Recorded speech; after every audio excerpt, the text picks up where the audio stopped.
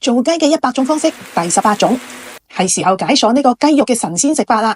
聽下呢個聲，混合咗麻油同胡椒嘅霸道香氣，濃香嘅外皮鎖住滾燙嘅肉汁，每一啖都帶住胡椒嘅微微灼熱感，一滴水都唔加，用最簡單嘅方式做出大排檔嘅鑊氣風味。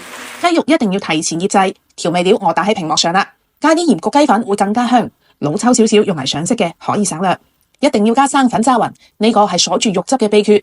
最後淋上花生油封面，醃15分鐘以上。胡椒粉我哋用黑白胡椒大概1:1嘅比例，電動或者手動嘅研磨器都係調到最粗嘅檔位。先將雞肉煎香，中火煎到兩面微微燶，沿住鑊邊淋一圈米酒，瞬間激發香氣。淋少少生抽，撒上黑白胡椒碎，快速翻炒。呢個組合拳可以令到香氣提升3個檔次。沙煲又出場啦，啱啱煎雞出咗好多油嘅，我哋用呢啲油嚟爆香，蔥薑蒜。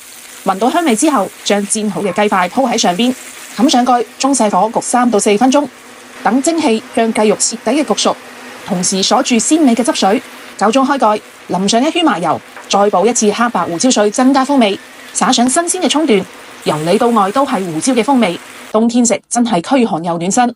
港式乾焗嘅精髓就係用最簡單嘅調料，通過火候嘅控制，將食材嘅本味最大化。雞肉外焦裏嫩，每一啖都飽含麻油同胡椒嘅濃郁香味。